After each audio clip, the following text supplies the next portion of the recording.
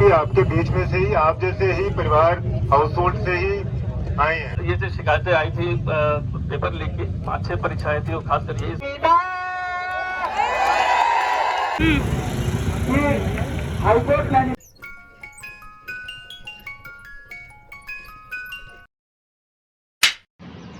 Hello everyone, welcome back to my YouTube channel.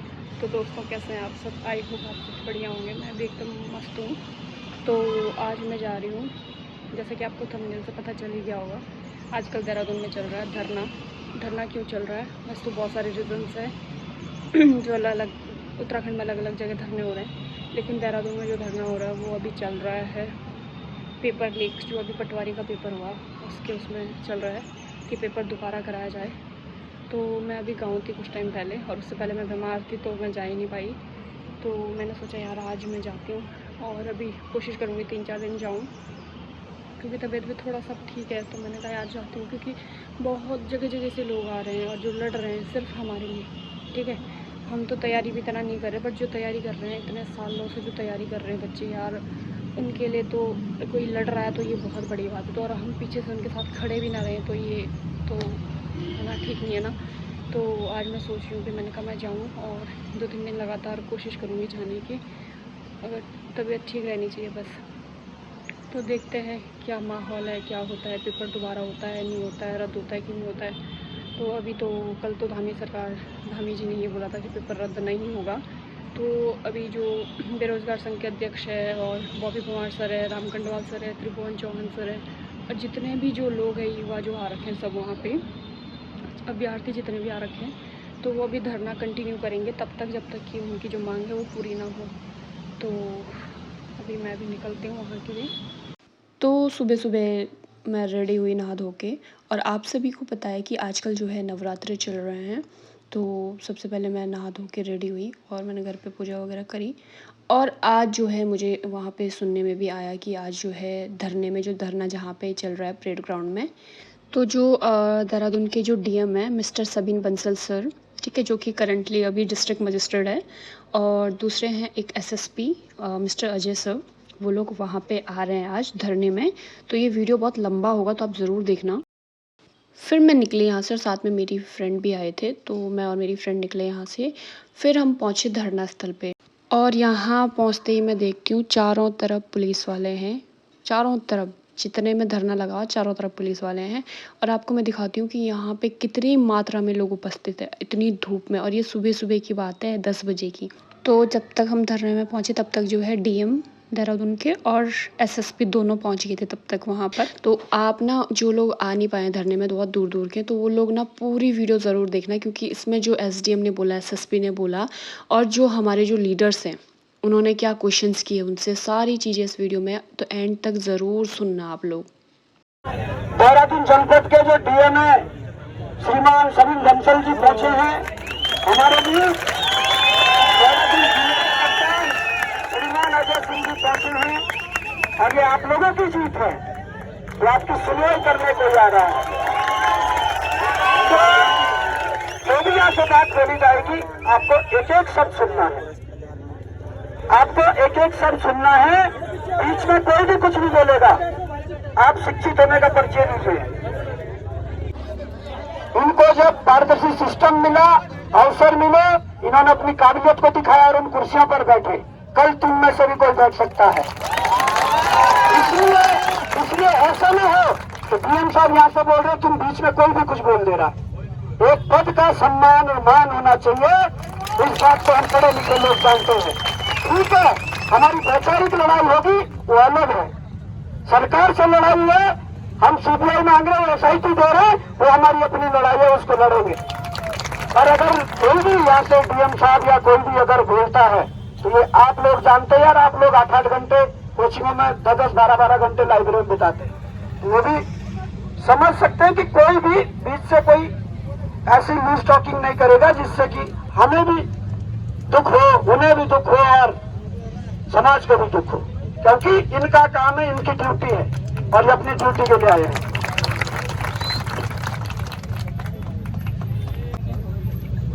तो मैं mic थमाऊंगा सीधे श्रीमान जिलाधिकारी देहरादून सबिन बंसल जी को। और मैं चाहता हूं कि युवा साथी बैठ जाए यार, मीडिया कर्मी एक साइड में आ जाए जहां पे खड़े रहकर, बाकी लोग बैठ जाएंगे। तो मैं माइक थमा रहा हूं और आप लोग बड़े गौर से और बड़े प्यार से, इस शांति से इस चीज को सुनेंगे। धन्यवाद। यहाँ पर उपस्थित हमारे सभी छात्र छात्राएं, देखिए हम आपके जो संवेदनाएं हैं, जो कंसर्न्स हैं, उनसे भली भांति परिचित हैं, उनका एहसास है। आपके जो कंसर्न्स थे पेपर लीक का, चीटिंग का और जो उससे एसोसिएटेड इश्यूज थे, उस पे गवर्नमेंट प्रशासन गंभीर है। इसी वजह से जैसे ही कोई इनपुट आया, एक सेंटर से इनपुट आया, अभी तक एक सेंटर से इनपुट आया है, उस इनपुट के आधार पर जो कार्रवाइयां हुई हैं वो पूरे डोमेन में, पब्लिक डोमेन में व्यापक है।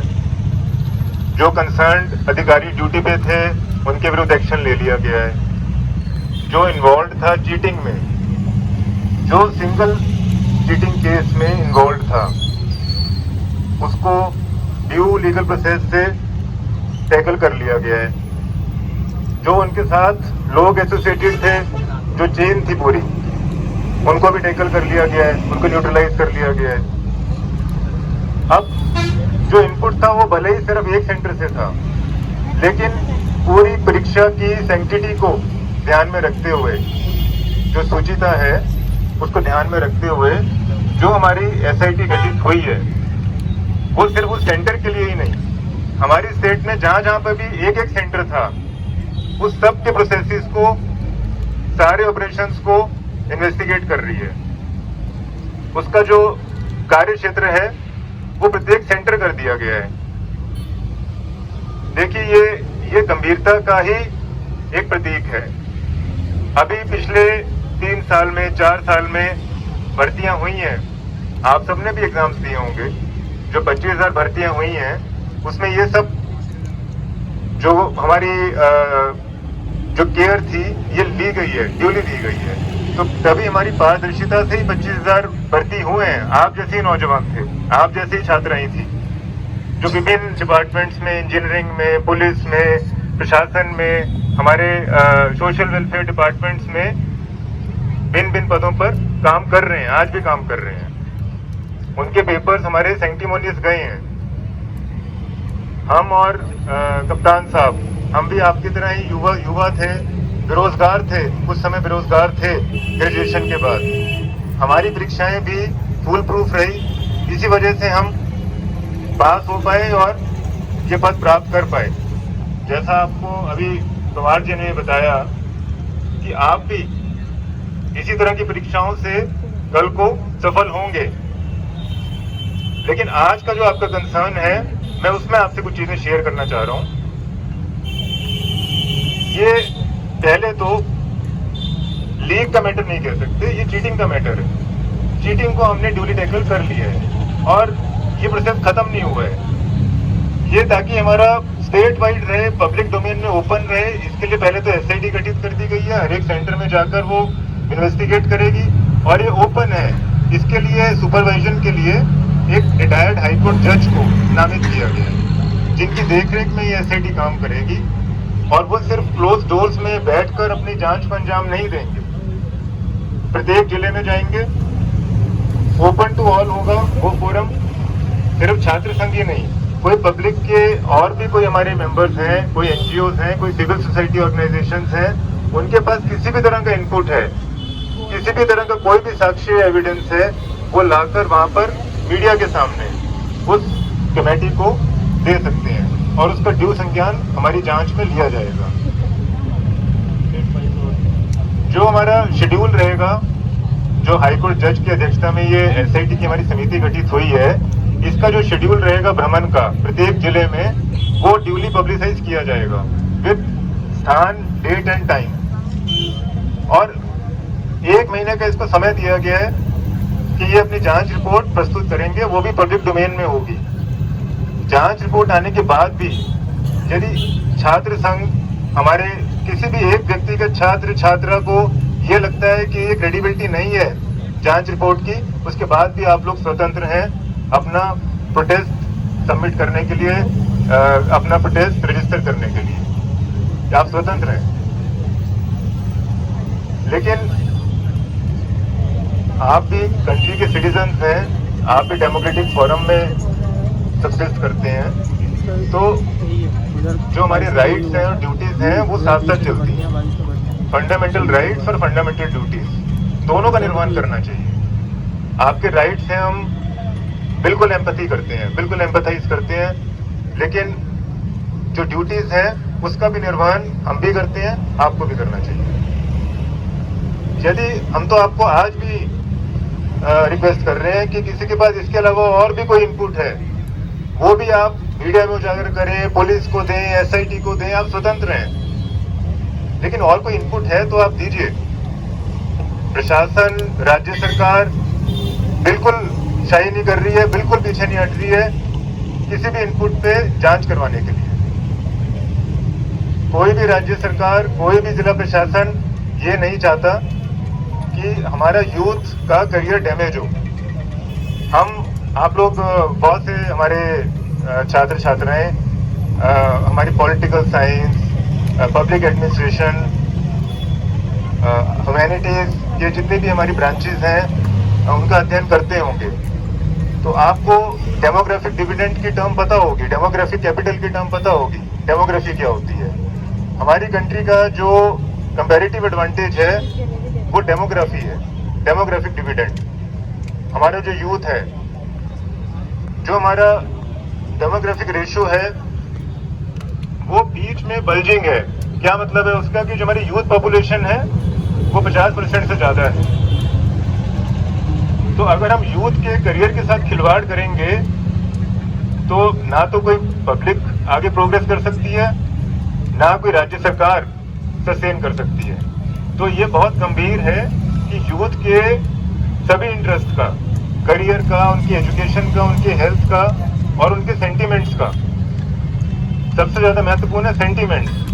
अगर आपके सेंटिमेंट्स पॉजिटिव नहीं है, आपको कहीं पे डाउट हो गया है, किसी सिस्टम की सूचिता पे डाउट हो गया है, तो फिर सब चीज बेकार है।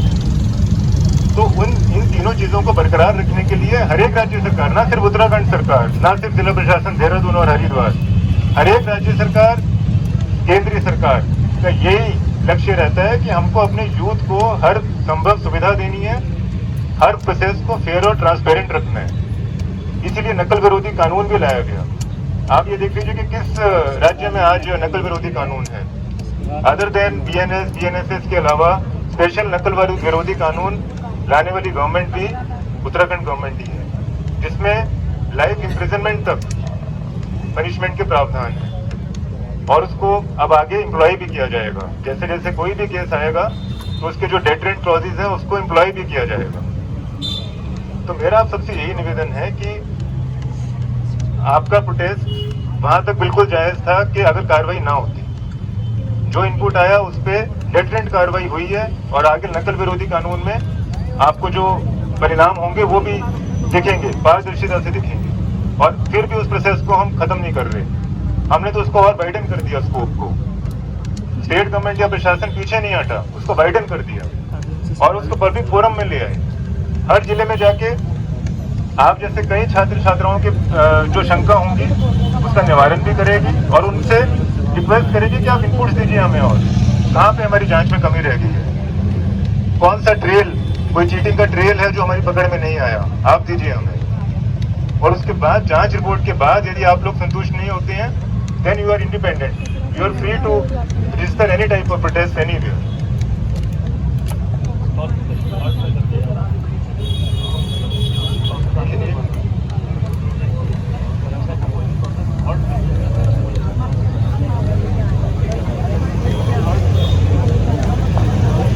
और ये भी मैं आपसे शेयर करना चाहूंगा कि जो हमारी परीक्षा की जो प्रोसेस थी, इस परीक्षा की, उसको अभी हमने कुछ देर तक स्टॉल भी किया है ताकि सबका कॉन्फिडेंस बिल्डिंग रहे, कॉन्फिडेंस बिल्डिंग मेजर इसको अपनाते हुए, ताकि आप सब इस मेजर से अलाइन रहें कि इस प्रोसेस में आगे नहीं बढ़ रहे हैं जब तक ये रिपोर्ट नहीं आती है, जब तक आपकी संतुष्टि नहीं हो जाती है।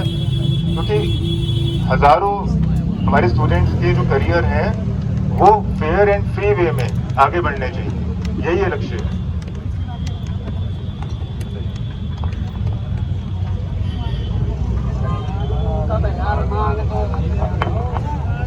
आपने जिलाधिकारी देहरादून को सुना,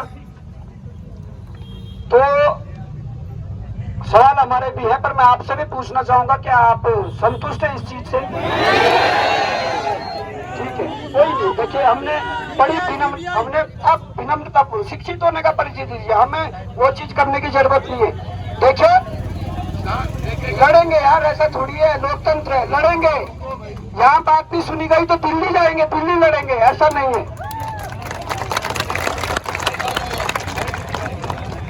हमने बड़ी विनम्रता पूर्वक सुना। और देखिए डीएम साहब, मैं भी आपको कुछ प्रश्न करना चाहूंगा। आपने विश्वसनीयता की बात की, आपने विश्वसनीयता की बात की, और मैं चाहता जिस प्रकार से ऑडियो लीक हुआ कि OMR खाली छोड़ देना, आयोग के अंदर भरी जाएगी, विश्वसनीयता पे सवाल खड़ा होता है। आप कैसे कह सकते हैं कि उसमें पेपर लीक नहीं किया जा सकता है? आपका जो नकल रोधी कानून है उसमें पढ़ लेना डेफिनेशन की। ये मार्तोले का भी एक बयान है, मार्तोले जी का, तो अगर एक प्रश्न भी बाहर आएगा तो हम लीक मानेंगे। पहले का बयान है जब खुद से संपादित है। और जब पूरे आयोग पर ही सवाल प्रश्न चिन्ह खड़ा हो गया, विश्वसनीयता वो खो गया। तो सबसे बड़ी बात यह है कि जब विश्वास आयोग पर नहीं रहा तो हम कैसे करें कि अगर जांच हो जाए तो वो बहुत अच्छी तरीके से हो जाएगी। सबसे पहला प्रश्न तो है कि परीक्षा निरस्त होनी चाहिए और इसकी पुनर्परीक्षा होनी चाहिए।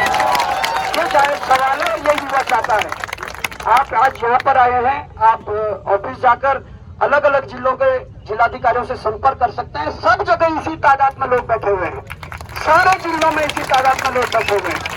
मैं तो कहता हूँ कि जब पिछला आंदोलन गांधी पार्क के बाहर हुआ, भले ही एक दिन के लिए भीड़ आई थी, पर जितना युवा पूरे प्रदेश भर में इस बार उतरा है उतना युवा उस समय भी नहीं उतरा था। विश्वसनीयता वाली सर बात ये हो गई कि आयोग पर पूरा प्रश्न चिन्ह खड़ा है, आयोग के लोगों पर प्रश्न चिन्ह खड़ा है, और वो बात अलग है। अब क्या छुपाऊं आप लोगों से, आप यहाँ पर हैं, आपने SIT का जिक्र किया, बहुत अच्छी बात है। 2016 में वीडियो का पेपर लीक होता है, 2 भाई टॉपर हो जाते हैं टिहरी के, 98 और 99 नंबर के टॉपर बन जाते हैं। SIT गठित होती है, बाद में क्या होता है? कुछ नहीं, हाईकोर्ट से निरस्त होता है पेपर। SIT क्या करती है? कुछ नहीं। 2020 में फॉरेस्ट गार्ड का पेपर हो जाता है, वही बॉबी पवार उस समय बेरोजगार संघ का नेतृत्व करता है। यहाँ 12 घंटे टंकी पर चढ़ता है, ये सामने वाली टंकी पर 12 घंटे टंकी पर, उसके बाद जेल में जाते हैं। पर क्या होता है? SIT की रिपोर्ट कहाँ और SIT की जांच कहाँ पहुंची? फिर दोबारा लीक होते हैं, फिर उन SIT की हर बार SIT बनती है। अगर प्रदेश का युवा CBI जा रहा है तो मैं चाहता हूं CBI आए। और इस घटना के बाद एक प्रोफेसर ने, मुझे नहीं लगता पुलिस पर क्यों विश्वास नहीं करा उसने। मुझे जो फोन किया गया मीडिया में तो तोड़ मरोड़ कर चलाया जा रहा है। मुझे फोन किया कि मैं पुलिस थाने जा रही थी पर मैं रुक गई, मैंने चाहा, मुझे कहा गया कि आपको दिया जाए। मैंने ये नहीं कहा कि आप पुलिस स्टेशन मत जाइए, वो खुद अगर उनका ये विवेक था, उसके बाद तोड़ मरोड़ कर अगर ये चलाया जा रहा तो क्यों? क्योंकि सिस्टम के प्रति विश्वास नहीं रहा, इसलिए उन्होंने यहाँ भेजा। और दूसरी बात, आप मेरा फोन ले लीजिए, पोस्ट डालने से पहले मार्तोले जी को कॉल किया गया, आज भी स्क्रीनशॉट रखे हुए हैं, और पूरा आपको जितना चेक करना आप कर लीजिए। पोस्ट डालने से पहले मार्तोले जी को फोन किया गया। तो बात अलग है कि मार्तोले जी ने उस समय फोन नहीं उठाया, और पोस्ट डालने के 10 से 12 मिनट बाद मार्तोले जी का फोन वापस आया। आप चाह रहे तो दोनों फोनों की आप जितनी चेकिंग आप कर सकते हैं, स्टेप ले जाइए। लेकिन ऐसा नहीं है कि फिर इस घटना के बाद क्या होता है, एक र्यूमर्स कि बॉबी पवार पर शिकंजा कसा जाएगा। मैं कहता हूं कसे, ये बहुत अच्छा अवसर है, ये बहुत अच्छा अवसर है दिल्ली से CBI को देहरादून लाने का, और बॉबी पवार से शुरुआत की जाए। मैं कह रहा हूं शुरुआत की जाए, पर जब उत्तराखंड का युवा CBI चाह रहा तो CBI आनी चाहिए। क्योंकि सर बार बार हम ऐसी घटना नहीं देख सकते। मैं अपनी बात कर रहा हूँ, मैं मेरा 2014 में इंटर हुआ, मैं कोई ऐसा नहीं हूँ कि कोई बहुत 14 में इंटर हुआ। इन लोगों की पारदर्शी सिस्टम जो चलाते हैं, हम लोगों ने 2-3 साल, मैं बता रहा हूँ, मैं मालदेवता कल परसों बाढ़ में गया, मालदेवता आज तक नहीं जा रखा था घूमने, जब बाढ़ आई तब वहां गया। मैं FRI में अंदर नहीं जा रखा हूँ, मैं गुच्चू पानी नहीं जा रखा हूँ भाई साहब। जब तक 3 3.5 साल तक जब तक तैयारी की ना, तब तक रूम से कोचिंग और कोचिंग से रूम, कुछ नहीं। और जब हमें ये दिक्कत हुई, और क्योंकि हाकिम सिंह हमारे आसपास का था, हमें पहले पता लगा क्या है, हमें पहले पता लगा कि किस JCB चलाने वाला का सिलेक्शन उसने करवाया, हमें पहले पता लगा किस ट्रक चलाने वाला का सिलेक्शन उसने कराया, तब हम आगे आए। यार ये तो इन्होंने हमारा भविष्य बेच दिया। और मैं चाहता हूँ, अरे आप सबकी भी रिस्पेक्ट है, इन सबकी भी रिस्पेक्ट होनी चाहिए। अभी लोकतांत्रिक व्यवस्था में भारतीय नागरिक है और सबका सम्मान होना चाहिए, क्योंकि कल इन्हीं में से कोई DM है, कोई PM है, कोई CM है, ये बात जायज है।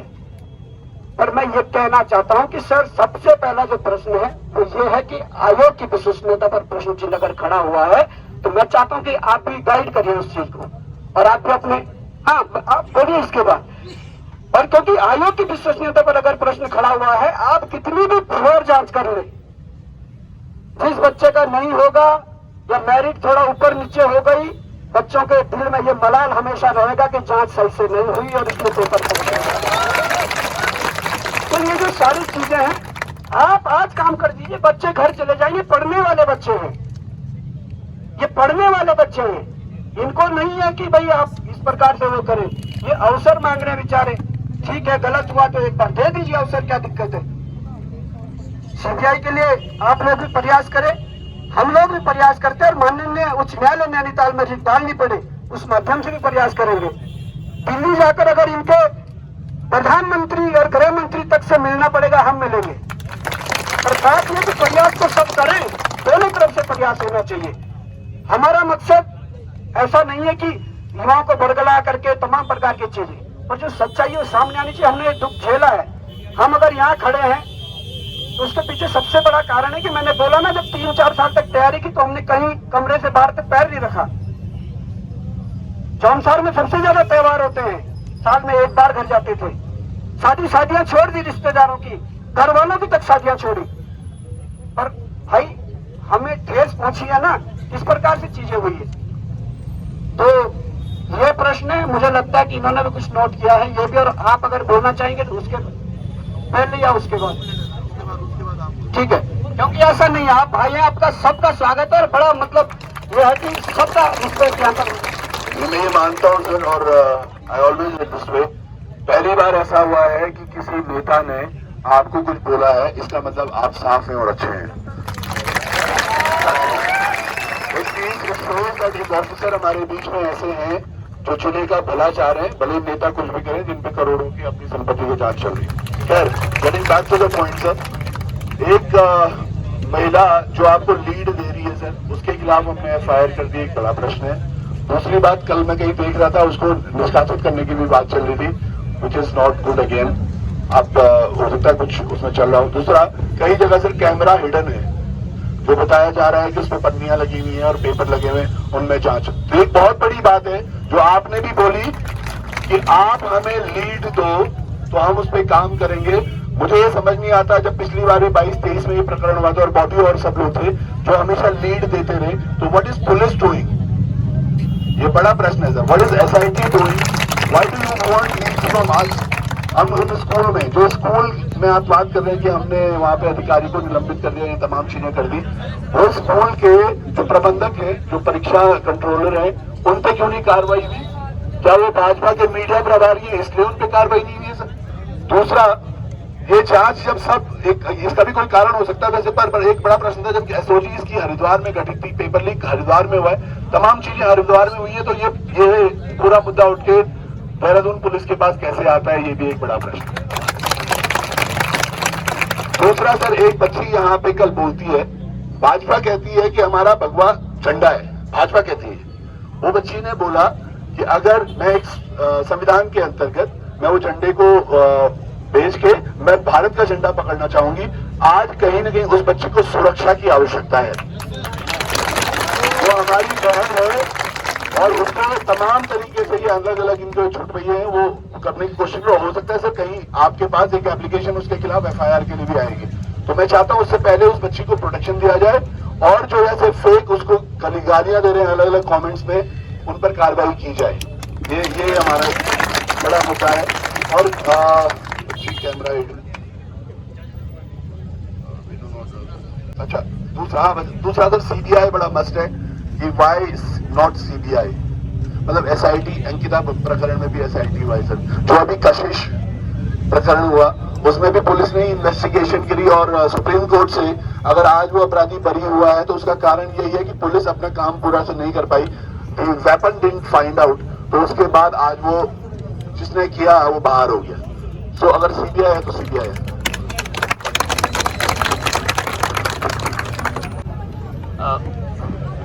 पहले 2 मिनट बस आपका और लूंगा। पहले तो मैं अपने सभी युवा भाई बहनों को धन्यवाद दूंगा कि जिस तरह से मैंने भी पढ़ाई करी इलाहाबाद में और मैंने बहुत सारे आंदोलन चाहे वो तरह तरह में पार्टिसिपेट किया, जिस तरह का पीसफुल और संयमित मैंने देखा है कोई भी आंदोलन उत्तराखंड में, खासकर आप लोग के जो बैनर तले देखता हूँ, मैं इसको अप्रिशिएट करता हूँ कि मैं भी रास्ते में DM साहब से बात कर रहा था, कितना यूथ संयमित मैंने कहीं नहीं देखा, क्योंकि हम भी उसी यूथ वाले से जब पढ़ाई करते थे तो कहीं भी घुस के नारेबाजी, पथराव या तरह तरह की चीजें लोग होती थी और कुछ लोग करते थे, तो मैं देखता था कि कितना संयमित आप लोग हैं और इस धूप में भी 4-5 दिन से जो बैठे हैं और संयम है और जैसा सुन रहे हैं, ये भी बहुत बड़ी बात है। इसके लिए मैं सर्वप्रथम धन्यवाद दूंगा आप लोग को और आपके सभी लीडर्स को भी दूंगा कि जो इतना आप लोग से जो संवाद है, इतना कंट्रोल है, जैसे कहा कहते ही आप लोग शांत रहे, नहीं तो कहीं और जाकर यूथ को एड्रेस करना बहुत भारी काम होता है, खासकर किसी प्रशासनिक और पुलिस अधिकारी को। तो मैं आपको सही में से धन्यवाद देता हूँ। एकदम जो बातें आपने कही एकदम ठीक है। जो मैं बस थोड़ा सा रिवाइंड करूंगा, शायद इसमें कुछ लोग मुझे जानते हो, आप भी जानते ही हैं। जब पहली बार ये जो शिकायतें आई थी पेपर लीक की, 5-6 परीक्षाएं थी और खासकर ये स्नातक परीक्षा थी 2021 की बात है, तो पूरी कोशिश की गई और इसमें जहां तक थे चाहे वो उन परीक्षाओं के साथ साथ और भी जो परीक्षाएं पहले हुई थी, जो 2016 की BPTO वाली थी जो पेंडिंग थी, बहुत सालों से पेंडिंग थी, कुछ नहीं हुआ था, और फॉरेस्ट गार्ड वाली फॉरेस्ट वाली भी थी परीक्षाएं जो ऑनलाइन हुई थी, उसमें जितनी भी तन्मयता से जो भी आप लोग के माध्यम से बहुत सारे हमें साक्ष्य मिले थे और उसमें मैं तो रहते रहते अपने मुझे ध्यान है कि 74 लोग की अरेस्ट हुई थी। उसमें ऐसा नहीं कि कोई हमने ऐसे लोग को अरेस्ट किया, चाहे हाकम सिंह वो भी अरेस्ट हुआ था फर्स्ट टाइम। और दूसरी बात है, आयोग के चेयरमैन जो पहले पूर्व में रहे वो भी अरेस्ट हुए, परीक्षा नियंत्रक को भी अरेस्ट किया और जो सचिव थे उनको भी किया। तो ऐसा नहीं कि जहाँ संलिप्तता आई तो उसको छोड़ा गया, शायद काफी समय हो गया तो मेमोरी से वॉश आउट हो जाता है। और 2 साल बाद जमानत से सुप्रीम कोर्ट से छोटे थे, तो एक जमानत की प्रक्रिया अलग होती है। अब दूसरा जो सवाल आपको मैं कहना चाहूंगा, हमेशा आयोग है जो इंडिपेंडेंट होता है उसके ऊपर हमेशा नजर रहती है। लास्ट टाइम भी जब आयोग से पता चला था कि कहीं ना कहीं संलिप्तता किसी रूप में आई है तो सभी लोग जेल गए थे। इस बार भी, आज भी, अभी वर्तमान में अभी आप लोग हम लोग यहाँ बैठे हैं, SIT की पूरी टीम आयोग में ही है। और एक जो अभी बात आई थी कि कुछ पेपर को ब्लैंक छोड़ने की बात थी जो अभी वीडियो में थी और बहुत सनसनीखेज थी, अगर ऐसा है तो कहीं ना कहीं हम मानते हैं कि इसको कहीं ना कहीं कॉम्प्रोमाइज करने का प्रयास हो सकता है। तो आज आयोग के जितने भी पेपर सभी के वो लिए जा रहे हैं, मतलब जो प्रोसेस है, कितने लोगों ने कितने क्वेश्चन, मतलब वैसे जब नेगेटिव मार्किंग होती है तो 100% लोग अटेंड नहीं करते हैं, इतना ही करते हैं कि जिससे वो क्लियर कर जाए। ये भी देखा गया है कि ऐसे क्या सस्पेक्टेड लोग हैं जो 10-5 क्वेश्चन ही कर गए या 15 क्वेश्चन करके आए। तो जो 15 क्वेश्चन करने वाला, मैं भी स्टूडेंट रहा, मुझे पता है कि उसका नहीं सिलेक्शन है तो वो फिर रैंडम ही मार के आता है कि चलो तुक्का लगा देते हैं, कुछ लगा देते हैं, ये लग रहा क्या पता हो जाए, कोई छोड़ के पूरा नहीं आता। तो जितना क्वालिफाइंग है उससे ज्यादा ही करके लोग आते हैं, ये तो मुझे पता है। तो इसकी भी हम स्क्रूटनी करेंगे जो आरोप है, और वो जेन्युइन आरोप है कि क्या कोई ऐसे लोग छोड़ के आ रहे हैं उसमें जो 10-15 क्वेश्चन ही करके आ रहे हैं, तो उनका वैसे भी नहीं होना, तो जनरली फिल करके आ जाते हैं 50 साल। तो ये भी स्क्रूटनी में आज पूरी टीम गई हुई है, जिसको मैंने हाईलाइट किया कि जरूर इस एंगल को देखा जाए। सेकंड है, जैसा कि अभी एक इशू आया कि परीक्षा लीक हुई हरिद्वार में, या परीक्षा का जो प्रश्न पत्र आया बाहर से आया, तो इन्वेस्टिगेशन यहाँ की हो रही है। पहले के जो 8 मुकदमे लिखे गए थे 2021 में सारी परीक्षाओं के, वो सारे देहरादून के रायपुर के थाने में रजिस्टर्ड है। गैंगस्टर एक्ट का जो मुकदमा लिखा गया वो भी रायपुर में लिखा गया। उसके पीछे एक ये रहता है, जहां आयोग होता है, किसी भी चीज का आयोग या सरकारी कार्यालय होता है, तो जो उसको संचालित करता है, कोई भी घटनाक्रम प्रदेश से रिलेटेड होती है तो वो आयोग वहीं पर अपने संबंधित थाने में ही शिकायत भेजता है। वो शिकायत भी आई थी आयोग से, उसी शिकायत के आधार पर ही केस रजिस्टर्ड हुआ। ऐसा नहीं कि वो हमने वहां से कोई ट्रांसफर किया। पहले के भी 8 मुकदमे जो लिखे गए हैं सारे जो है रायपुर थाने में लिखे गए, चूंकि कमीशन का जो है कार्य क्षेत्र का जो थाना है वो वही है तो वो वहीं पर शिकायत भेजते हैं। इस बार भी वहीं भेजी गई। इसके पहले जो अभी वो बात आई थी आकम सिंह वाले केस में, जिसमें आप लोग ने काफी वर्क किया था, वो भी थाना वो क्योंकि पटेल नगर में लिखी गई थी, चूंकि वो वहां का निवासी था, तो इसलिए चूंकि वो आयोग की तरफ से डायरेक्ट नहीं रजिस्टर्ड करेगी। तो जो चीज आयोग से आती है वो अपने कार्य क्षेत्र में आती है। तीसरा, एकदम सही बात है कि अगर कोई आयोग या कोई भी संस्था जिस पर हमारा विश्वास टिका होता है, जहाँ सारी प्रक्रिया एग्जाम की होती है, और अगर उसकी विश्वसनीयता खत्म होगी तो डेफिनेटली परीक्षा के रिजल्ट के बाद हमेशा निराशा होती है कि कहीं ऐसा तो नहीं कि कुछ गड़बड़ हुआ। तो इसी चीज के लिए सबसे पहला जो हमने फोकस रखा है जांच का, वो आयोग से ही स्टार्ट किया। जैसे आज पूरी टीम आयोग में गई। इसके बाद वन जनपदों में जैसा पता है कि रिटायर्ड जज महोदय की अध्यक्षता में, देख रेख में हर जिलों में टीम जाएगी और सभी के क्वेरीज को लिया जाएगा। कुछ बातें आई थी कि कैमरे को हिडन किया गया। जहां तक मुझे पता चला कि जो स्कूलों में कैमरे लगे होते हैं उनको कहा गया था कि वो कोई वर्क नहीं करेंगे, आयोग के जो कैमरे लगते हैं वो लगाए जाएंगे। अभी जैसा मुझे पता, मैं ये नहीं कह रहा, मैंने कहा कि जो इस तरह की क्वेरीज है, इसीलिए डेफिनेटली जब आपको हर डेट दी जाएगी, जैसे यहाँ भी एक डेट दी जाएगी, समय दिया जाएगा 4 से 5 घंटे, उसमें आप अपनी क्वेरीज रिटर्न में वर्बली नोट कराएंगे, हर डिस्ट्रिक्ट में दिया जाएगा और ये देखा भी जाएगा परीक्षण करके कि क्या इसके पीछे कोई मंशा गलत थी। ये तो परीक्षण, क्योंकि एक माननीय रिटायर्ड हाईकोर्ट के जस्टिस साहब आ रहे हैं, वास्ट एक्सपीरियंस है, उनकी निगरानी से तो कोई बच नहीं सकता।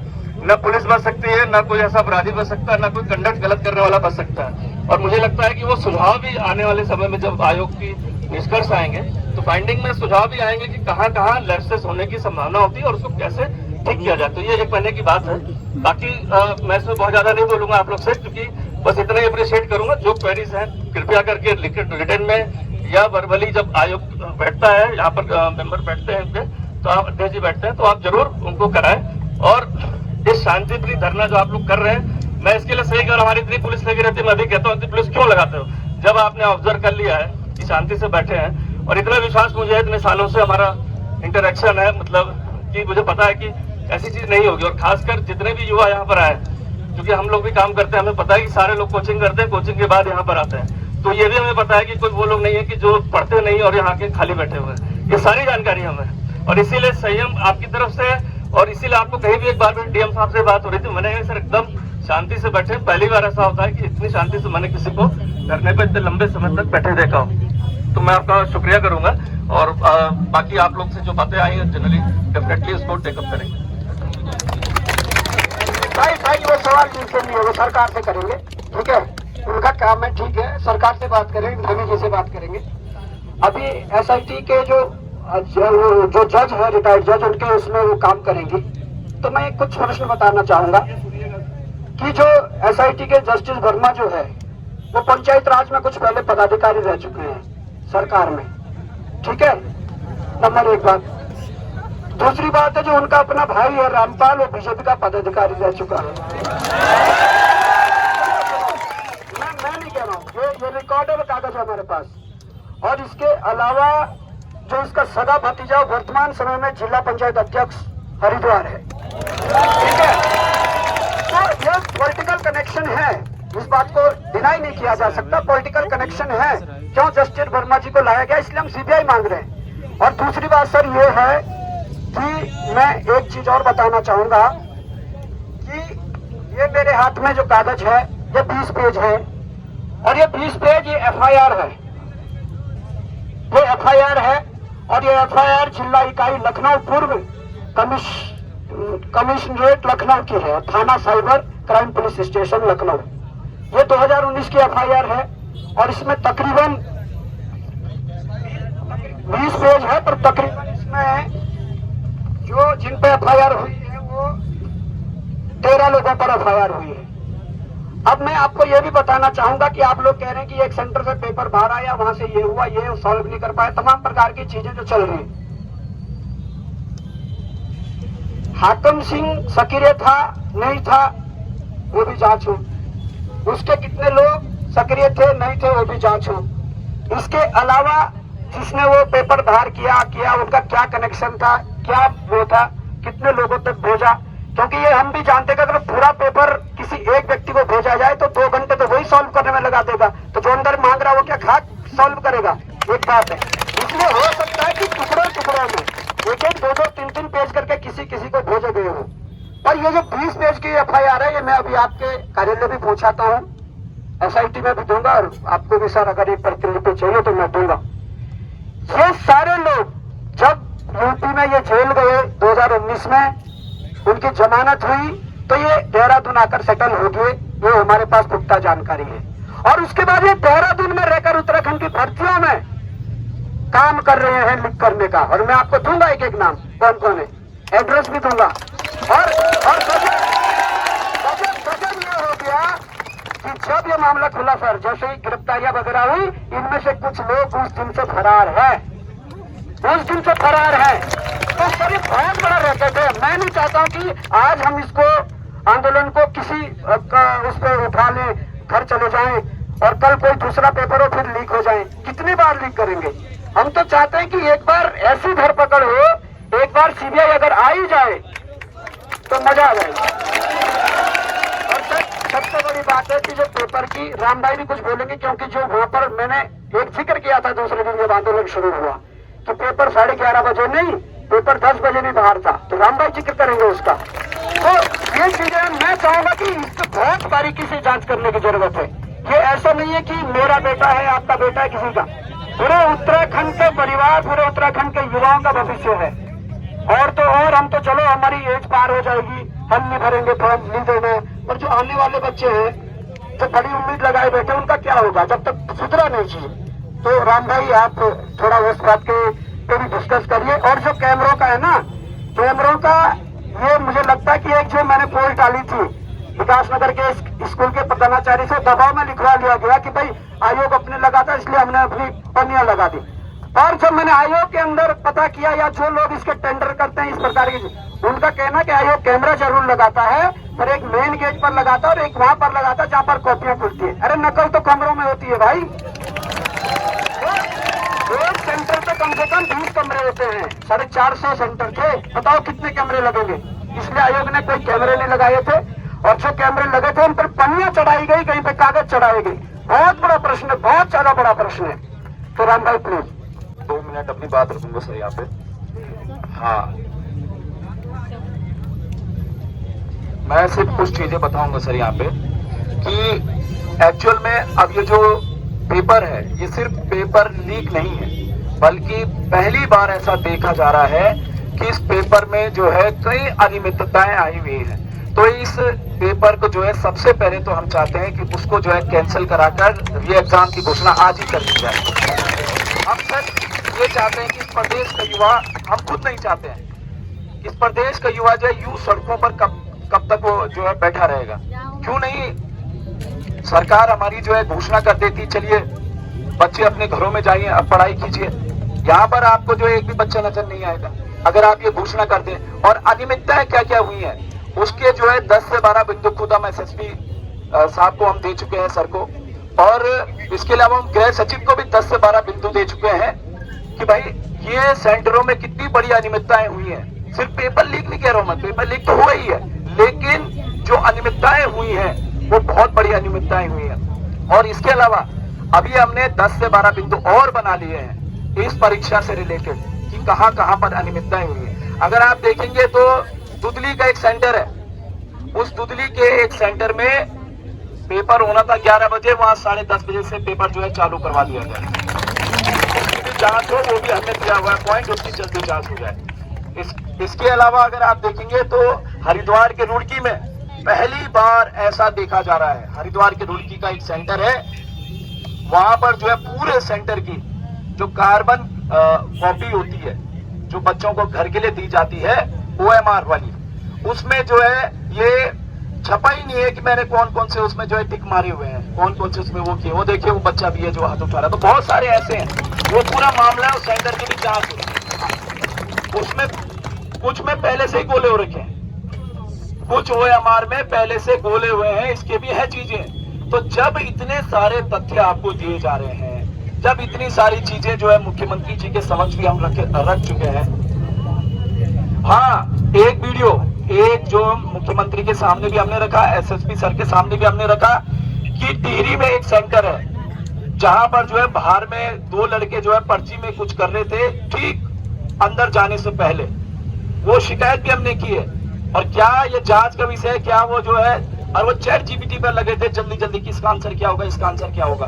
वो वीडियो है हमारे पास और वो वीडियो भी हम इनको देंगे और उसमें ABCDEF इसकी जो है, जिस बच्चे ने हमें शिकायत दी वो ये कह रहा था कि इसमें जो है लिस्टिंग कर रखी है ABCD ये सारी चीजें। भाई जब इतने सारे सबूत हैं, इतने सारे जो है तथ्य हैं, तो आप तत्काल इस परीक्षा को जो है निरस्त कराइए और उसके बाद प्रदेश में जो है सड़कों से यहाँ से जो बाहर निकले। ये आपकी बात एकदम ठीक है। इन्होंने आपने मुझे रिटर्न में बहुत सारी चीजें शेयर करी है, क्योंकि इसमें एक इंडिपेंडेंट जब एक रिटायर्ड जस्टिस साहब अपॉइंट हो गए हैं और इसके बाद काम शुरू हो गया, तो ये जो आपकी बातें हैं वो डेफिनेटली वहां तक पहुंचेंगी। और जिस दिन डेट मेरे ख्याल से रिसर्च जल्दी 2-3 दिन के अंदर ये डेट यहाँ पर पहले देहरादून से शुरू करेंगे, इसके बाद हर जनपद में करेंगे। तो इस तरह के साक्ष्य अगर आते हैं आपके माध्यम से, आपने भी दिए और आप लोग से भी आएगा, हर जिले से आएगा, तो डेफिनेटली कहाँ कहाँ क्या चीजें कमियां रही हैं, जानबूझकर हुई है, साजिश के तहत हुई है या त्रुटियां रही है।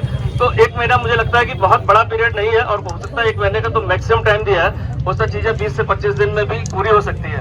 तो इतना ही मैं बस कहूंगा। और एक बहुत अच्छी बात कही कि जो आई है बात बहुत सस्पिशियस भी है कि अगर किसी के बी कॉपी में जो हम कार्बन कॉपी रखते नहीं प्रिंट आया, तो उन छात्रों का भी देखना पड़ेगा कि क्यों नहीं आया होगा, क्या है। और दूसरी बात, कभी अगर OMR पर अगर कोई किसी ने इंक लगा दी है या पहले से बोला है, तो उसको पहले तो मतलब जैसे एग्जाम की परीक्षा किसी का लगा है और उसको क्वेश्चन करना चाहिए। लेकिन इतनी साइंस फास्ट है कि आपको ध्यान होगा 2016 में भी कुछ ऐसे ही हुआ था, तब से बहुत सारे सुधार किए गए।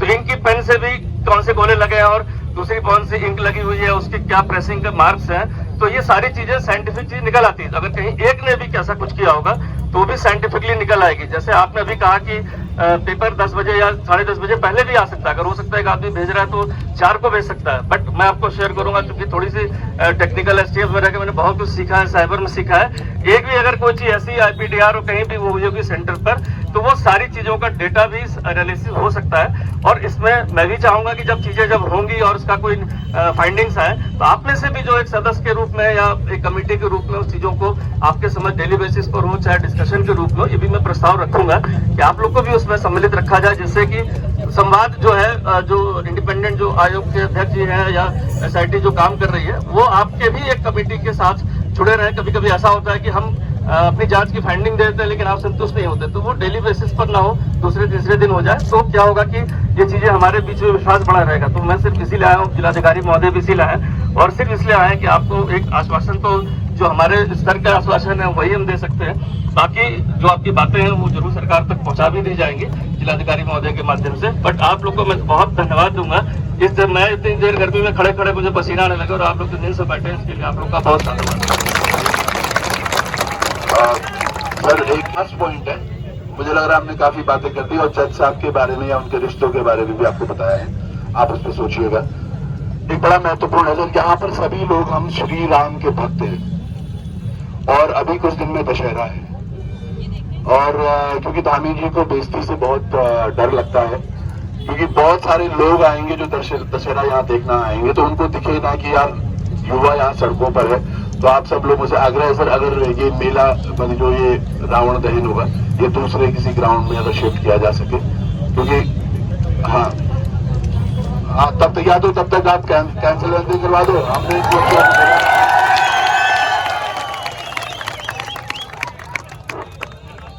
बहुत बहुत धन्यवाद, आप हमारे मध्य है। किंतु एक इस मांग को माननीय मुख्यमंत्री तक तत्काल पहुंचाए, और जो युवा यहाँ पर 5 दिन से इस तरीके से तप रहा है, घाम ताप रहा है, उसकी मांगों तक माननीय मुख्यमंत्री तक पहुंचाए और इस पर तत्काल जो है कुछ कार्रवाई करें। आप हमारे मध्य है, आपका पुनः बहुत बहुत धन्यवाद, आभार। मैं ये चाहता हूँ, पूरे परीक्षा में कितने ऐसे कॉलेज हैं जिनका संबंध भाजपा के नेताओं से और वहाँ परीक्षाएं आयोजित हुई, इसकी लिस्ट हमें चाहिए सार्वजनिक। दूसरा, जो इससे पहले जांच हुई, अजय सिंह सर STF के हेड थे, आपको उस समय बहुत सारी जानकारी दी गई। हकम सिंह गिरफ्तार हुआ, बहुत सारे लोग गिरफ्तार हुए। कानून की धाराओं में ऐसी कौन सी कमी होगी कि वो सुप्रीम कोर्ट से बाहर छोड़ के आ गया। नकल कानून बना तो क्या गारंटी है कि वो दोबारा बाहर नहीं आएगा। मैं ये कह रहा हूँ कि अगर सरकार के कानून में BNS में नकल माफियाओं को पकड़ने में सक्षम नहीं है, तो आप जनता के सुपुर्द कीजिए, उनका एनकाउंटर कीजिए। जम्मू कश्मीर के हाई कोर्ट ने कहा है कि एक बच्चे की जिंदगी बर्बाद करना अटेम्प्ट टू मर्डर है। कप्तान साहब को आपकी तो प्रशासनिक मजबूरियां हैं, आपको ट्रांसफर होना है, किसी प्रमोशन चाहिए, अशोक खेमका जी बनना सबके बस का बात नहीं है। 34 साल में आप लोगों की प्रशासनिक मजबूरियां हैं, ट्रांसफर के लिए 2 करोड़ 5 करोड़ रुपए देना पड़ता है, हम समझते हैं इस व्यवस्था को, लेकिन ये व्यवस्था का मुद्दा है। मैं ये कहना चाह रहा हूँ, ये व्यवस्था का सवाल है, मैं व्यक्तिगत नहीं कह रहा हूँ किसी को। मैं ये कह रहा हूँ कि अगर प्रशासनिक अधिकारियों की मजबूरियां हैं तो इन नकल माफियाओं को जनता के हवाले कर दें, हम इनका इनकाउंटर कर देंगे।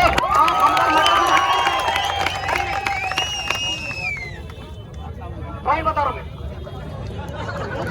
आपने कहा कि आपके पास जो भी इनपुट है आप हमें दीजिए। अगर मैं किसी आईएएस अधिकारी और सीएम के किसी खास व्यक्ति का आपको इनपुट दूं, क्या एसआईटी इतनी सक्षम है कि उनकी जांच कर पाएगी? अगर मैं मुख्यमंत्री के परिवार के किसी व्यक्ति की संलिप्तता का सबूत दूं कि इस चीज की क्या गारंटी कि आप उसकी जांच कर पाएंगे? मैं कह रहा हूं कि राज्य की जो प्रशासनिक बॉडी है वो सक्षम नहीं है इस व्यवस्था में जांच करने में। इसके लिए हम सीबीआई मांग रहे हैं। हम किसी को व्यक्तिगत टारगेट नहीं कर रहे हैं, क्योंकि हमने झेला है। इससे पहले हमने आपको इनपुट दिए, बहुत सारी दिक्कतें हुई, ना तो एसटीएफ की पुरानी रिपोर्ट बाहर आई। लोक सेवा आयोग में अभी भी कई अधिकारी हैं जिनके हम आपको नाम दे सकते हैं, उनकी जांच नहीं हुई। यूके SSSC का पूरा स्टाफ क्लीन स्वीप नहीं हुआ। तो आप बताइए कि युवा कितना सब्र करेगा? क्या कल को उसके अंदर अगर धीरे धीरे उग्र भावना बढ़ेगी तो कहाँ जाएगा? कौन इसकी जिम्मेदारी लेगा? 3 दिन पहले हरिद्वार से 235 बच्चे लाए गए। हमने उन बच्चों के माँ बापों से भी बात की। उनका कहना है कि उनका बच्चा फर्स्ट सेम और सेकंड सेम का विद्यार्थी है, BA, BCom, BSc कर रहा है, और उनको यहाँ लाया गया एकता बिहार धरना स्थल पर। वहाँ नारेबाजी कराई गई कि परीक्षा परिणाम जारी कराओ, और वहाँ बोला गया कि निष्पक्ष और सारी चीजें हुई है। मैं चाहता हूँ सर, कालनी में एक आपने अभी अभियान चलाया था देहरादून पर, उत्तराखंड पुलिस ने कालनी में कुछ फर्जी बाबाओं के लिए, तो ये लोग भी कालनी में अभ्यर्थियों की श्रेणी में आते हैं, इन पर मुकदमा होना चाहिए सर। हम देंगे आपको, होना चाहिए। जो इस प्रकार का षड्यंत्र कर रहे हैं कौन है? तो धन्यवाद। आप एक बार डीएम साहब को लास्ट बार सुन लीजिए, फिर ये जाएंगे, फिर हम अपना डिस्कस करेंगे। और इनके मैं निवेदन करूंगा स्पेशल सर, जो इनपुट जो सारी चीजें पता है इस पर गौर करके आप आगे बात करें। और अगर वो मानते हैं तो मैं विश्वास दिलाता हूँ कि अगर अभी परीक्षा निरस्त होती है और पुनर्परीक्षा की होती है और सीबीआई के लिए प्रयास कर रहे हैं तो यहाँ से युवा हटेगा। ऐसा नहीं है,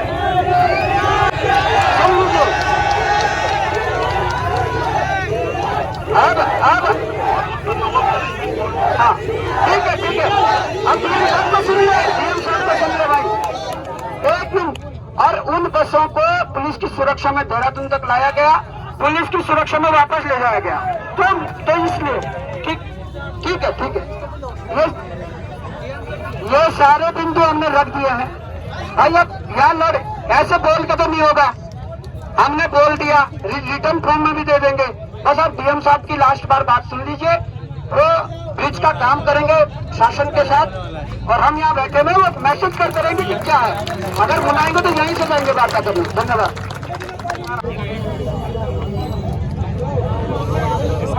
देखिए, जैसे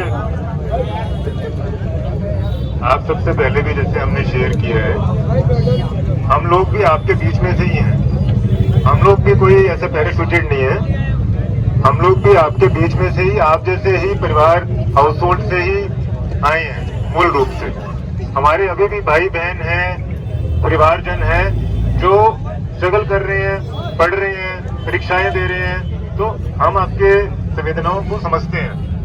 जैसा आप लोगों ने अभी सजेस्ट भी किया है, डेफिनेटली मतलब हम ब्रिज ही हैं आपके बीच में और गवर्नमेंट के बीच में। तो जो आपकी लेजिटिमेट कंसर्न्स हैं उनको अवश्य रूप से गवर्नमेंट के समक्ष रखा जाएगा।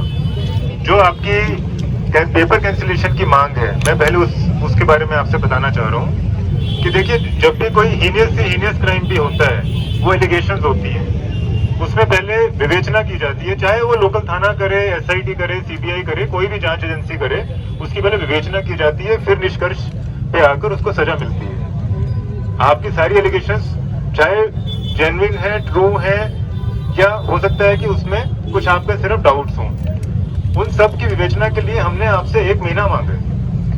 1 महीने में जो हमारी जांच चल रही है उसकी जो रिपोर्ट आएगी, अगर वो सेटिस्फैक्टरी नहीं है तो हमने आपको पहले भी बात की है कि आप तब भी अपना प्रोटेस्ट कर सकते हैं, तब भी अपने डाउट्स रेज कर सकते हैं। लेकिन एक बार जो वो आपसे साक्ष्य लेना चाह रही है इन मीडिया डोमेन, इन मीडिया बंधुओं के सामने ही आपसे वो बात करेंगे, चाहे आप ओरली दें, साक्ष्य दें, रिटर्न में दें, जैसा आपको देना है। और आपसे इसलिए मांगा जा रहा है, जैसे हमारे बीच में से अभी एक बंधु जो बता रहे थे कि हमसे क्यों मांगा जा रहा है, जो जांच एजेंसी है वो तो कर ही रही है अपना काम, लेकिन आपकी सेटिस्फेक्शन के लिए कि हमारे पास एक एडिशनल एविडेंस था वो नहीं मांगा गया। जब हम ओपन इंक्वायरी बोलते हैं, ओपन इंक्वायरी या आयोग गठित करने का मतलब यही होता है कि पब्लिक से फीडबैक और एविडेंसेस ले लिए जाएं, इसलिए आपसे मांगा जा रहा है। तो 1 महीने के बाद जब उनकी जांच पूरी हो जाएगी, पब्लिक से मिल लेंगे, छात्र छात्राओं से मिल लेंगे, उसके बाद भी यदि रिपोर्ट आपको संदिग्ध लगती है या इनकम्प्लीट लगती है, तब आप अपना जो डाउट्स है, प्रोटेस्ट है, विरोध है, वो आप कर ले। और अभी ये जो परीक्षा हुई थी इसको तो अभी हमने स्टॉल कर ही दिया है, ये हम अभी आगे नहीं बढ़ाएंगे जब तक वो जांच रिपोर्ट समक्ष नहीं आती। तो मेरा आपसे ये निवेदन है कि ये जो आपका ये जो करियर का ये जो टाइम है, ये प्राइम टाइम है। इसमें आपको जो अपना प्रोटेस्ट के जरिए मैसेज कन्वे करना था वो आपने कर लिया, जो आपने मैसेज कन्वे करना था वो कर लिया।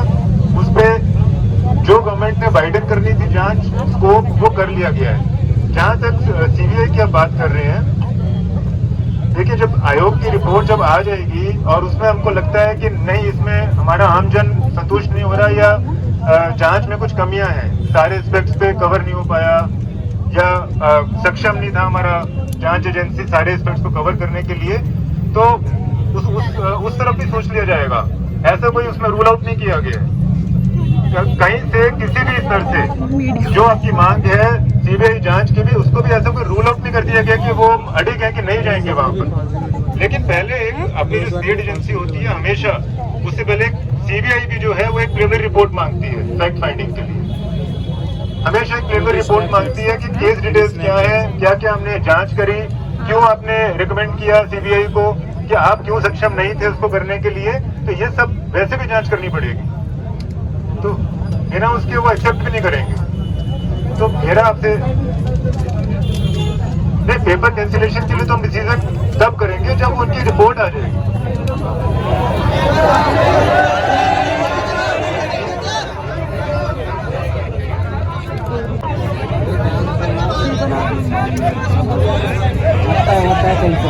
आप बैठ तो जाइए प्लीज।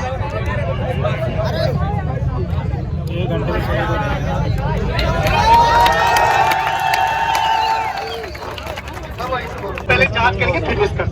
मुझे सिर्फ ये जानना है कि हाकिम सिंह के ऊपर एलिगेशन थे या नहीं थे, अंदर हुए, वो बाहर किस बेस पे आए, बस मुझे ये बता दीजिए।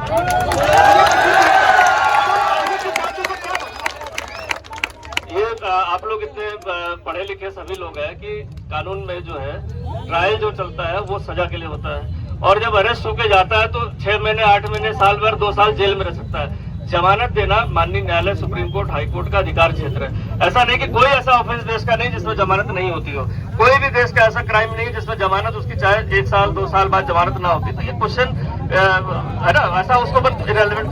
बस मैं एक और, चूंकि जिलाधिकारी महोदय बोल रहे थे, बीच में इंटरप्ट हो गया, मैं आपको एक और जो फैक्ट बताता हूँ, शायद अभी यहाँ ना पता हो।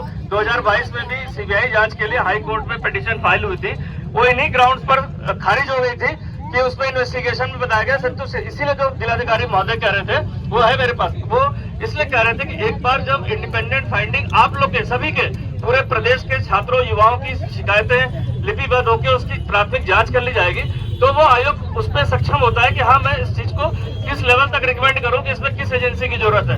आज की डेट में कोई भी अनाउंसमेंट सिर्फ अनाउंसमेंट हो जाएगी, उसके पीछे डॉक्यूमेंटेशन होता है। शिकायत किसकी है, शिकायतों का जांच हुई कि नहीं, प्रारंभिक हुई, किस लेवल तक की इसमें अनियमितता पाई गई, ये सारी चीजें जब जाती है तभी कोई सेंट्रल एजेंसी कोई केस टेकअप करती है।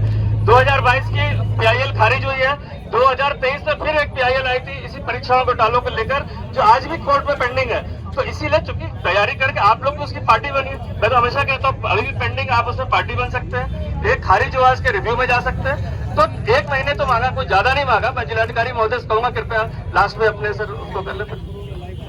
हमारी परीक्षा देने की एज होती है वो लिमिटेड होती है, और ये इस अवधि में फैमिली में हमारे साथ जो डेस्टिनी होती है, डेस्टिनी किसी के साथ भी किसी भी तरह का प्ले करती है। तो जब आपको ये अवसर मिल रहे हैं, आपको अच्छे दिन मिल रहे हैं,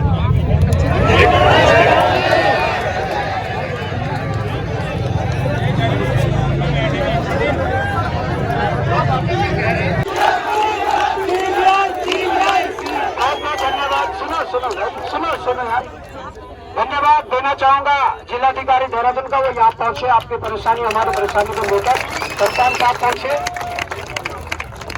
ये जो मीडिया अब इनकी बाइट लेगी, ये बाइट भी सुनना, ये एक्चुअली यहाँ आए ये बाइट बनवाने के लिए शायद। आज तक अब बैठ जाइए, अब कुछ अब इम्पोर्टेंट बातें करनी है, बैठ जाइए, बैठ जाइए अब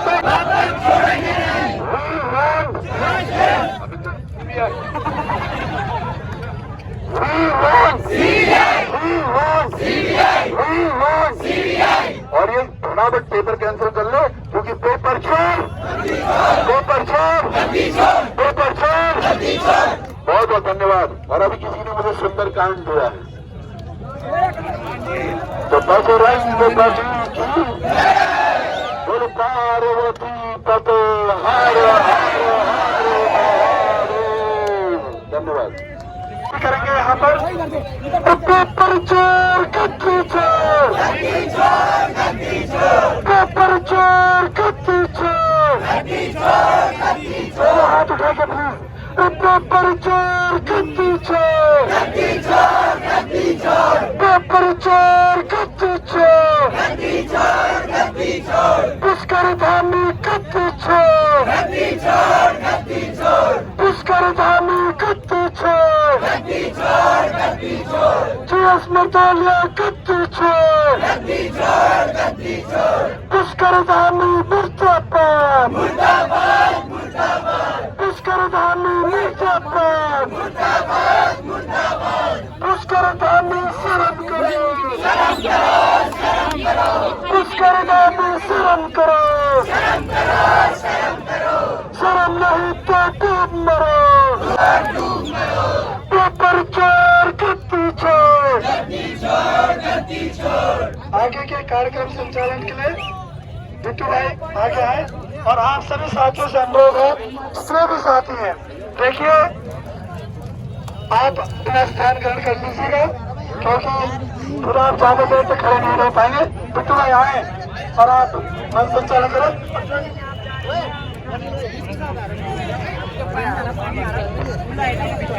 तो दोस्तों आपने सुना होगा डीएम को, एसएसपी की जो उन्होंने बोला सारी चीज़ें। उसके बाद दिन में जो है सभी खाना खाने जा रहे थे, और यहाँ पे हमें पानी और फ्रूट्स वगैरह सब मिल रहे थे। तो यहाँ पे सभी लोग फिर अब खाना खाने के लिए जा रहे थे, खाना वगैरह सब यहीं पे ही मिल रहा था। तो मेरी फ्रेंड शिवानी और साथ में मेरा एक दोस्त भी मिल गया था यहाँ पे, जो मेरे साथ कोचिंग करता था, सुमित। तो फिर हम लोग भी निकल गए खाना खाने के लिए।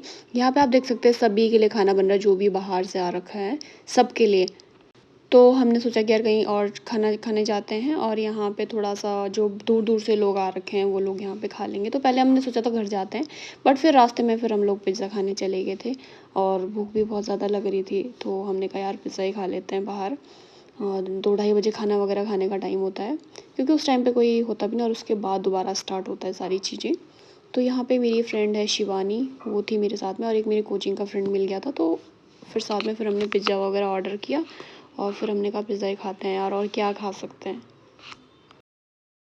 हमें थोड़ा सा एनर्जी की ज़रूरत है, इसके लिए हम पिज़्ज़ा और ये कोल्ड ड्रिंक लाए हैं अपने लिए। धरना देने से पहले खा पी लेना बढ़िया से। ज़्यादा धरना कर लिया हम लोगों ने। उसके बाद क्या था पिज़्ज़ा ऑर्डर, तो पिज़्ज़ा वगैरह आ गया था। तो ये मेरा फ्रेंड सुमित है, और साथ में है मेरी फ्रेंड शिवानी। ये लोग आपस में जानते नहीं, मतलब ये मेरे दोस्त ही है दोनों, एक मेरी कोचिंग के फ्रेंड है, एक मेरी वैसी फ्रेंड है। तो उसके बाद आगे थे हम लोग फिर वापस धरने में, पिज़्ज़ा वगैरह खा के। और फिर ये एक लास्ट में इतना भयंकर प्रोग्राम हुआ, एक लड़के ने इतना भयंकर ही लिख के लेके आया था भाई, तो आप पूरी वीडियो ज़रूर देखना।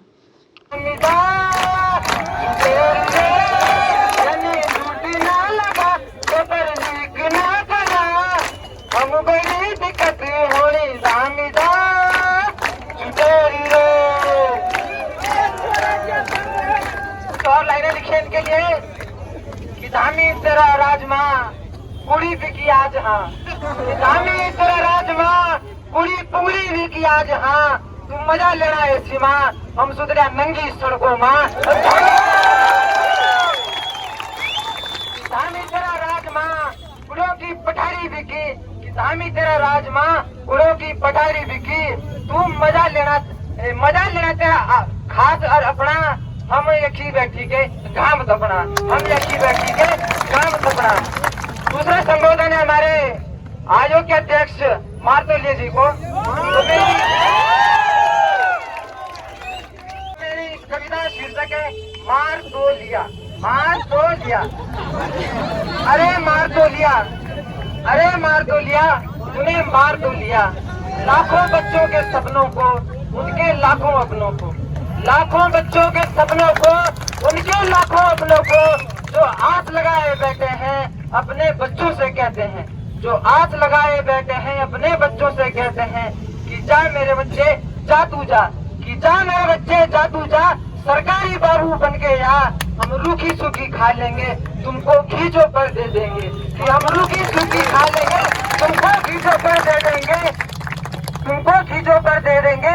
आई जिनकी 6,000, आई जिनकी 6,000 वो 5,000 दे देते हैं, वो 5,000 अपने बच्चों को दे देते हैं, 1,000 खुद के बालक करने खर्चे के लिए। कि आई जिनकी 6,000 वो 5,000 अपने बच्चों को दे देते हैं, अपने तन को काट कर, अपने तन को काट कर अपने लालों के तन को भरते हैं। इस उम्मीद में कि एक दिन ऐसा आएगा बच्चा मेरा सरकारी बाबू बनकर आएगा, ठीक सब कुछ हो जाएगा। पर सुनकर घोटाले सरकारी, सुनकर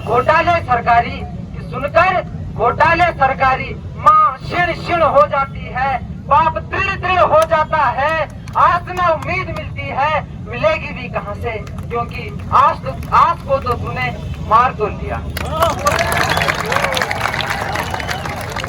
और इसके बाद संबोधन होगा मेरा सभी माननीय जो इको सिस्टम में बैठे हैं, इनके लिए मेरा संबोधन है। मेरी कविता है, इसका शीर्षक है जय मुक्का ठहलात, कि जय मुक्का ठहलात माननीयों की जय जयकार, कि जय मुक्का ठहलात माननीयों की जय जयकार, चेहरे पे लाली मुंह में बादाम, कि इनके चेहरे में लाली मुंह में बादाम, जनता कर काम तमाम, इनके चेहरे पे लाली मुंह में बादाम, जनता का कर काम तमाम, लंबा कुर्ता छोटी बात, कि लंबा कुर्ता छोटी बात, है मुक्का ठहलात माननीयों की।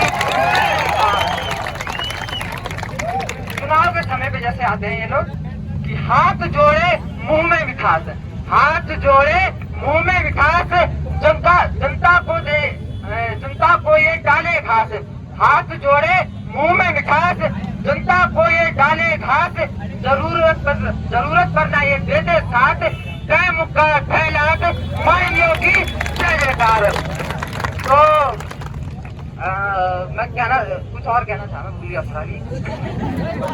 तो हमारे जो रवाई के जौनपुर रवाई जौनसार में एक चीज मनोज का त्योहार होता है, उसमें जो बकरे की सेहत को देखा जाता है, उसकी सेहत को कैसे नापा जाता है कि उनकी गर्दन को पकड़कर, उनकी कमर को पकड़ के इसके अंदर कितनी चर्बी है। तो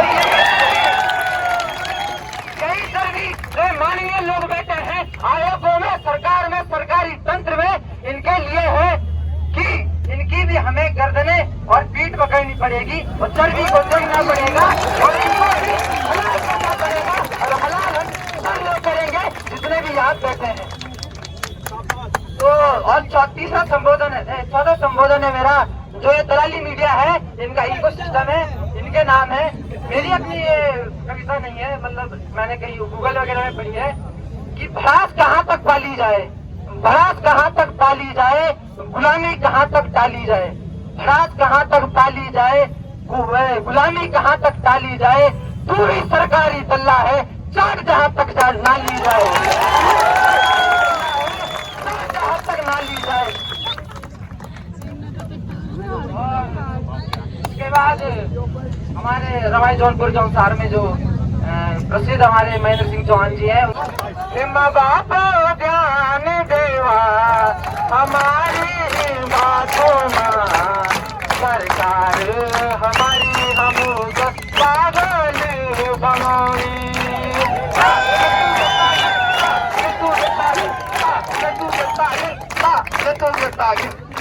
ये जनता ध्यान देवा हमारी बातों में, तुम्हारा पैसा नेता खाना सरकारी दफ्तर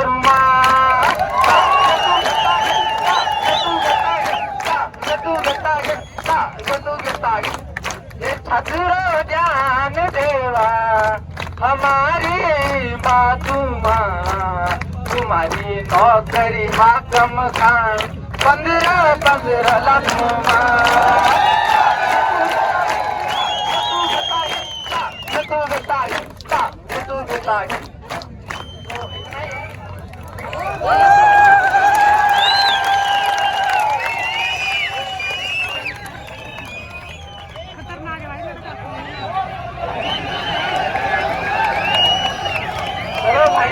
दोबारा आ जाता हूँ, मुझे बैठे हो तो थोड़ा एंटरटेनमेंट मिल जाए, क्योंकि बहुत सारी सीरियस बातें जाती हैं तो बोर जाते हैं लोग, तो मुझे लगा था मैं कुछ अलग सा लिख के आऊँ, तो वही लिख के आया।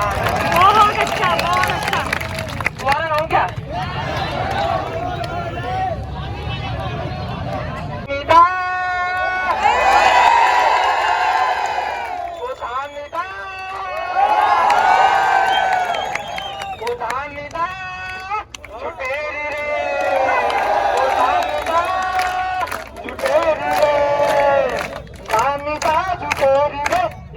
छुट्टी ना लगा पर लीक ना करा, हम बड़ी दिक्कत होनी नामीदा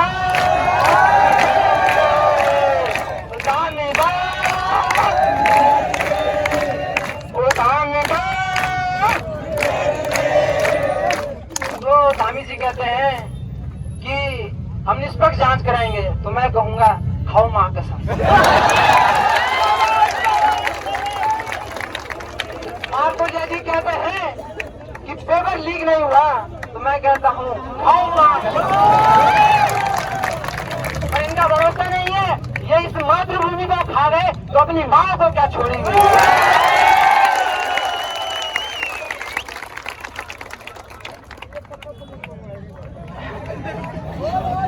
इसके बाद ये एंटरटेनमेंट वाला पोर्शन यहाँ खत्म होता है। इसके बाद मैं थोड़ा संदेश आपको देना चाहूंगा कि एक इसमें कहावत है, रोमन कहावत है कि give them bread and circuses, give them free bread and circuses and they will never raise voice against you. इसका मतलब है कि हम सबको जैसे फ्री राशन दिया जा रहा है और हमें जैसे इवेंट, यहाँ कोई ना कोई इवेंट होता रहता है, कुछ ना कुछ कार्यक्रम होते रहते हैं, तो ये सब इसलिए होता है कि हमारा ध्यान भटके, हम इनके खिलाफ आवाज ना उठाएं। तो इसी का एग्जाम्पल मेरा प्रत्यक्ष एग्जाम्पल है कि जो मेरे चाचा जी हैं गांव में खेती बाड़ी करते हैं, कुछ दिन पहले या कुछ महीने पहले यहाँ पे कृषि विभाग का कुछ कार्यक्रम था, तो उनको बुलाया गया, तो यहाँ पे वो बैठे, तो चाचा जी ने मेरे को कुछ दिन बाद बताया कि ऐसा ऐसा हुआ क्या कि इन्हें बुलाया गया, कार्यक्रम कराया गया, भाषणबाजी हुई, कुछ नहीं सिखाया गया कि फसल कैसे करनी है या जो भी टेक्निकल चीजें हैं वो कुछ नहीं बताई गई, बस इतना इनको खाना परोसा गया। तो एक चीज लेकिन चाचा जी ने अच्छी बोली, एक चीज चाचा जी बोली, एक चीज अच्छी थी कि व्यवस्था बहुत अच्छी थी, खाने पीने बहुत अच्छी थी। तो यही चीज है कि वो हमको जो मेन मुद्दे उनसे भटकाने के लिए हमें वो फ्री में राशन देते हैं, फ्री में हमारे एंटरटेनमेंट के लिए एंटरटेनमेंट करते हैं। ऐसे मीडिया में एंटरटेनमेंट चल रहा है, न्यूज नहीं चल रही है, सिर्फ और सिर्फ एंटरटेनमेंट चल रहा है, टीआरपी का गेम चल रहा है, इससे बच के रहना चाहिए हमें। एक कहावत है संस्कृत में, मतलब एक श्लोक है, कहावत कैसे बोलूं कि जननी जन्मभूमि स्वर्गादपि गरीयसी, कि माँ और मातृभूमि स्वर्ग से भी बढ़कर है। तो ये जो मातृभूमि है यही हमारा स्वर्ग है। जैसे हम अपनी माँ को मानते हैं वैसे ही हम इस मातृभूमि को माने, इसकी सेवा में जुड़े हम सब लोग, बिना निस्वार्थ भाव के जुड़ना चाहिए हमें। मैं 5 दिन से लगातार आ रहा हूँ, मैं पढ़ाई छोड़ दी, सब कुछ छोड़ दिया। मुझे पता है कि सिस्टम को बदलने की जरूरत, सिर्फ सरकारी एग्जाम तक ये सीमित नहीं रहना चाहिए, इससे आगे हमें ये, क्योंकि ये बार बार होने वाली चीजें हैं। पिछली बार भी ऐसी हुआ, इस बार भी ऐसी होगा, आगे जो भी हो आगे ऐसी करने वाले हैं लोग, अगर हमने सिस्टम को नहीं बदला। पूरी इनकी जैसे अमेरिका में डीप स्टेट होता है ना, तो वैसे यहाँ पे ये सरकारें तो बदलेगी, लेकिन अंदर ये सरकारी तंत्र डीप स्टेट है, हमको इसको भी बदलना है। तो ये तभी बदलेंगे जब हमारे जब हम मतलब थोड़ा पॉलिटिकल रूप में अभी हम मजबूत बनेंगे। इसलिए और एक चीज आप सबसे कहना चाहूंगा कि मैंने अब आपस में दोस्तों में कहते सुना है कि यार एक बार सरकारी नौकरी लग जाए उसके बाद तो पैसा ही पैसा कमाऊंगा। तो कसम से मैं कह रहा हूँ, और आप में से हम में से लगभग 30 से 40% लोग हैं जो इस मानसिकता के साथ जीते हैं। मैं कसम खा के कहता हूँ, और आप भी अपने सर के ऊपर कसम खा रहे हो अगर आप ये सोचते नहीं।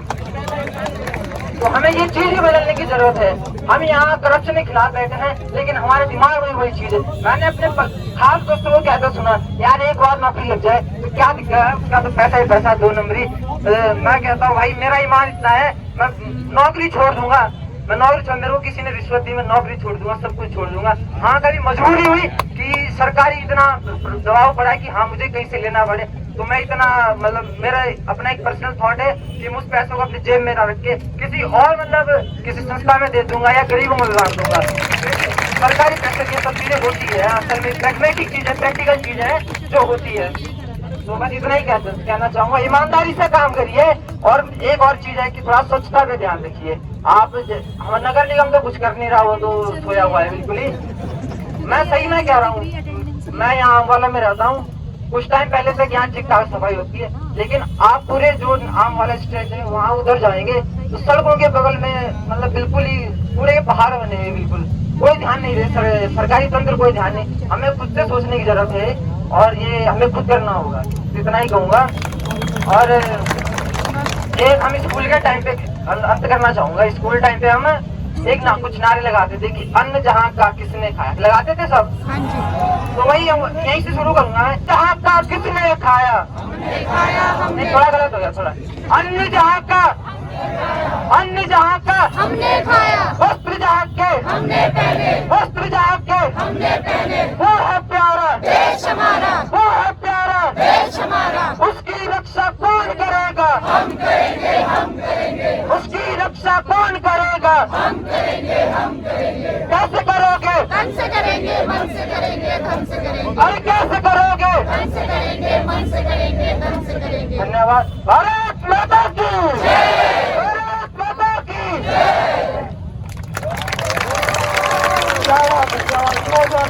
भाई ये तो मजा ही निकालते भाई, माहौल बना दिया। तो दोस्तों फिर तब तक जो है बहुत ज़्यादा रात हो गई थी, लोग भी काफ़ी सारे आ रखे थे यहाँ पे, और ये वीडियो भी काफ़ी लंबी हो गई थी क्योंकि मैं नहीं चाहती कि कोई भी स्पीच दे रहा है तो मैं आपको आधा स्पीच दिखाऊं तो इसलिए, या फिर सुनाऊं, तो मैंने इसलिए पूरी ही वीडियो डाली। तो फिर काफ़ी रात हो गई थी, हम लोग निकल गए घर के लिए। तो दोस्तों आज के ब्लॉग को यहीं पे एंड करते हैं, मिलते हैं नेक्स्ट वीडियो में। आई होप आपको ये वीडियो पसंद आई हो।